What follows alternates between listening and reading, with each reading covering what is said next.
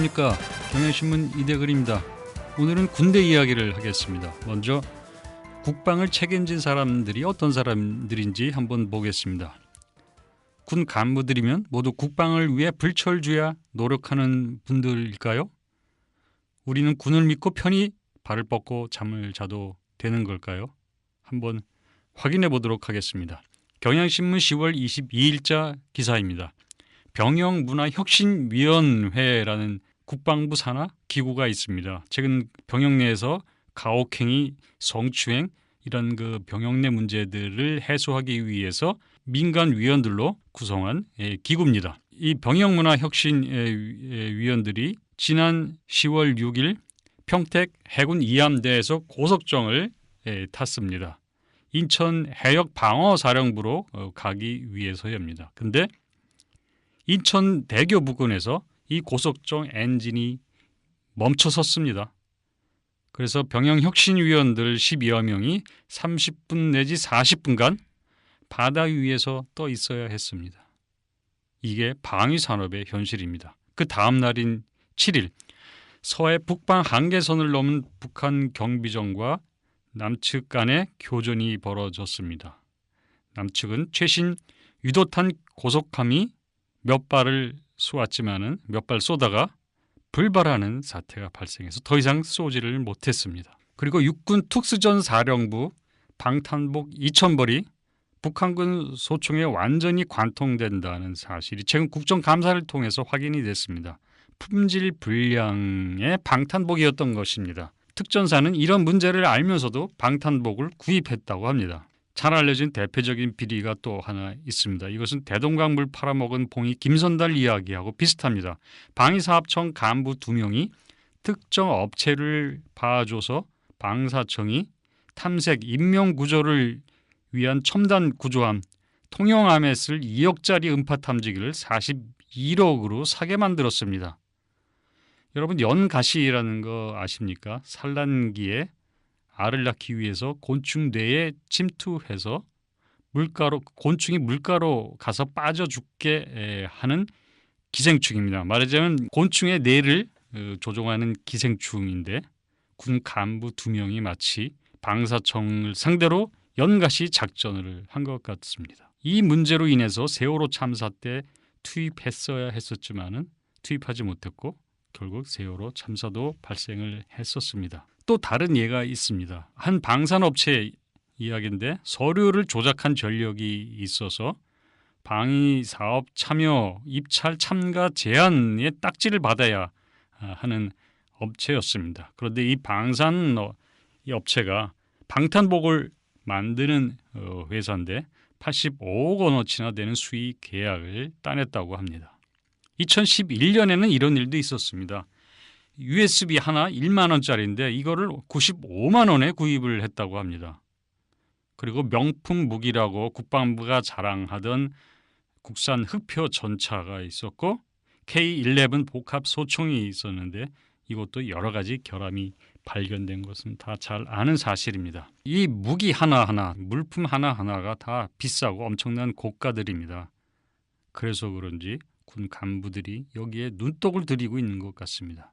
방산 비리 구조를 한마디로 말하면은 방산 관련 현직에 있을 때 먼저 비리로 돈을 챙기거나 자기가 다음에 취업할 가능성이 있는 방산업체를 도와주고 그 대가로 그 업체는 현직에 있을 때 자기를 도와준 그 사람을 나중에 고용하는 겁니다.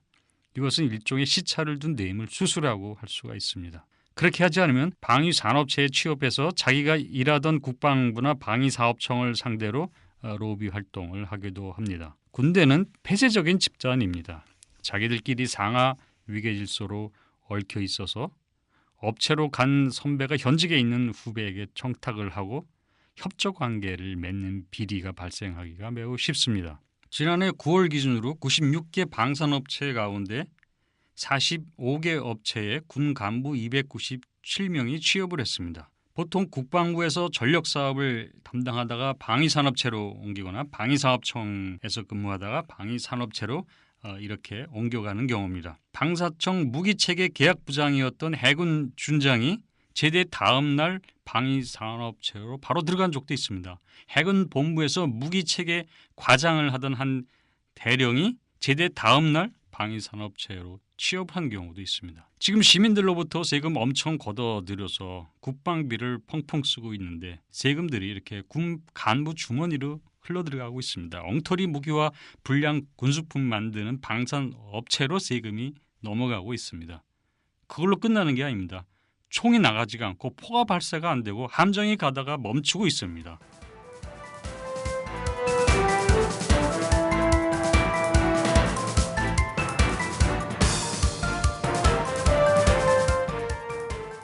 그러면 군 간부들의 근무 태도는 어떨까요? 기강이 엉망입니다. 군의 특별 경계령이 내려졌던 지난 6월입니다. 신현돈 1군 사령관이 작전 지역을 벗어나서 술을 먹고 만취한 적이 있습니다. 신현돈 사령관은 군화가 벗겨진 채 수행원에게 업혀 다닐 정도로 인사불성이었습니다. 그 사건이 알려진 며칠 뒤에는 동부전선 일반 전초 GOP라고 하는데 GOP에 있었던 임 병장이 총기 난사하는 사건이 발생을 했습니다. 얼마 전 수도권 지역의 한 사단에서 있었던 일입니다. 그 지역 사단장이 부하 여군을 성추행하다가 긴급 체포된 적이 있었습니다. 이 여군은 그 전에도 다른 상사로부터 성추행을 당한 여군 장교였습니다. 그렇다면 지휘관이 이런 부하를 보호해야 하는데 그런 부하를 보호하고 위로한다는 명목으로 불러서 5차례나 성추행을 또 했습니다. 마음의 상처를 입은 여군에게 지휘관이 절대 해서는 안 될 짓을 한 겁니다. 병사들이 가혹행위를 했던 윤일병 사건 우리가 잘 알고 있습니다.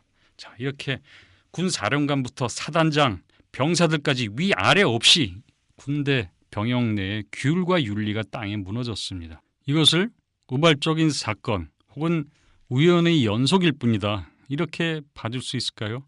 그러기에는 반복전 패턴이 나타납니다. 고직적 성격이 분명히 드러납니다.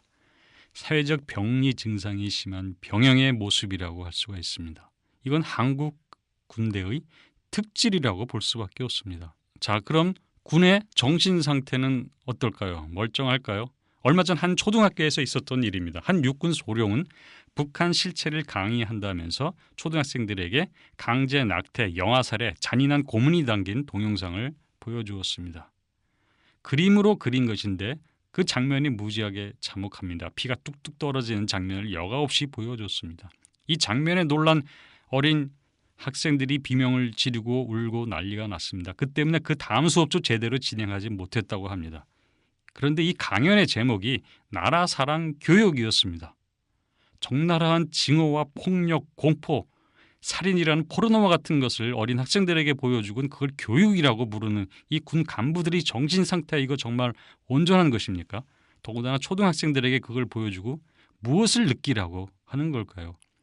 북한 사람에게 똑같이 복수하라는 건가요? 북한 군인들은 인간 백적이니까 타도해야 된다는 건가요? 남북관계 개선하지 말아야 된다고 가르치려고 하는 건가요? 이번 사건뿐만이 아닙니다. 군인 상대로 하는 교육 역시 문제가 많았습니다. 극우적 교육이었고 민주적 교육이 아닌 반민주적, 반사회적 내용을 담은 것을 군인 상대의 교육이라고 많이 해왔습니다. 군 교육이 민주사회 속의 군대라면 민주시민이 한 사람으로서 이 군인을 상대로 하는 교육이라면 그런 이념적 편견이 있는 교육, 삐딱하게 세상을 바라보는 그런 정신교육을 더 이상 해서는 안 됩니다. 이상한 사람으로 만드는 교육입니다.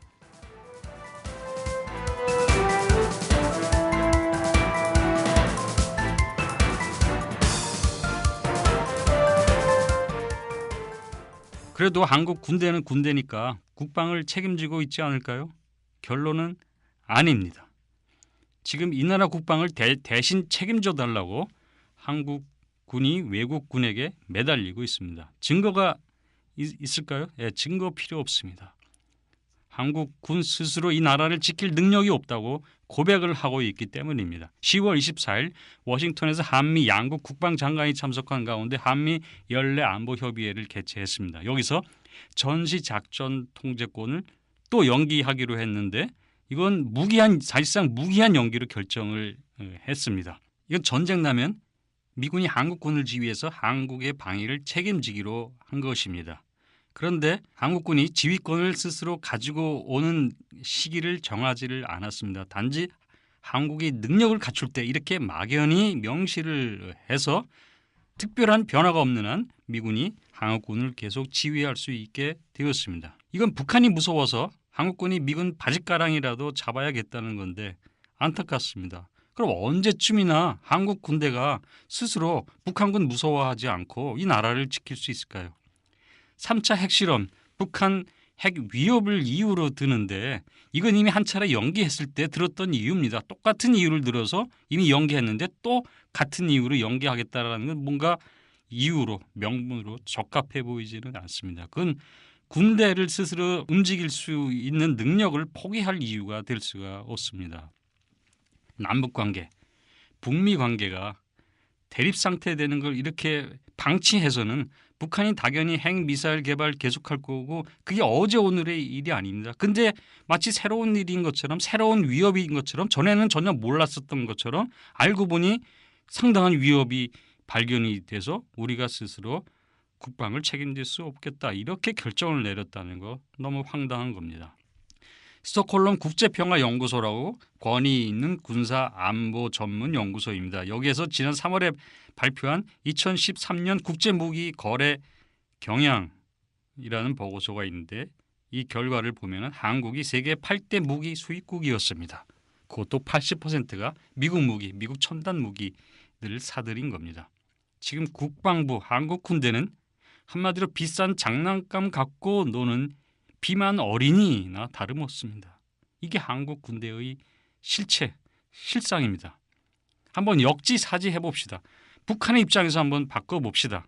북한은 그럼 무슨 배짱으로 전자권 스스로 행사하고 있습니까? 북한군 자기들이 북한 안보 책임지지 못하겠으니까 외국 군대에게 외국에게 지휘권을 넘기자 그럽니까? 이거는 남한군이 북한 군대보다 모자라다는 거예요. 이걸 보여주는 분명한 증거가 되는 겁니다. 연평도 포격 때 확인됐지만은 그때 이런 엉성한 군대로 전쟁이 나면 어떻게 전쟁을 할까? 진짜 전자권 환수하면 안 되겠다. 전자권 그냥 미군에 넘겨주고 미국에 다 맡겨줘야 되는 거 아니냐. 그런 농담도 당시 돌았었는데 정말 그 농담처럼 이 군대 믿을 수 없어서 이제 외국 군대에게 계속 맡겨야 되는 상황이 실제로 전개된 것 같습니다. 너무 걱정스럽습니다.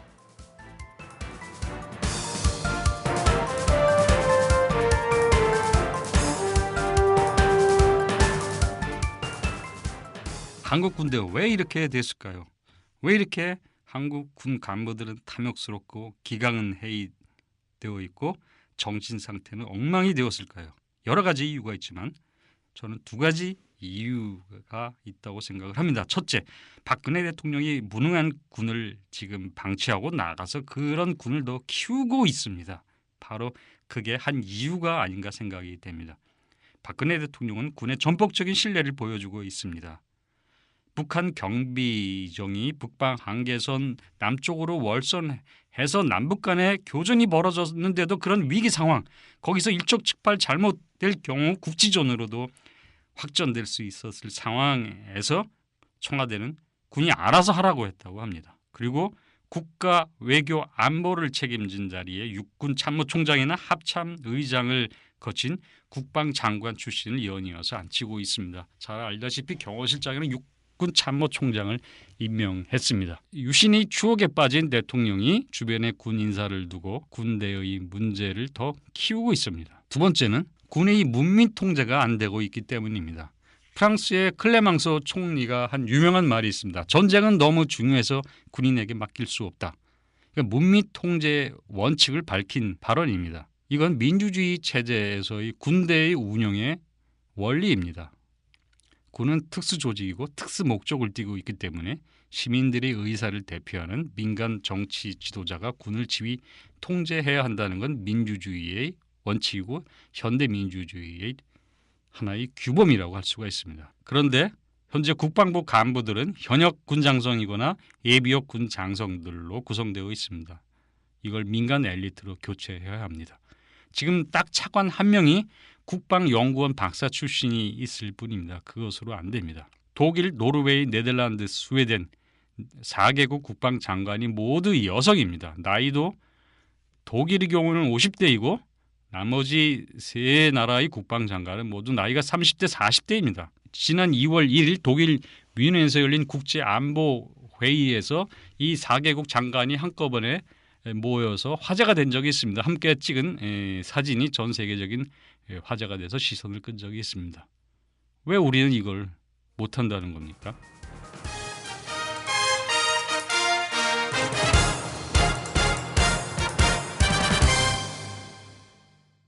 군개혁 더 이상 미뤄서는 안 됩니다.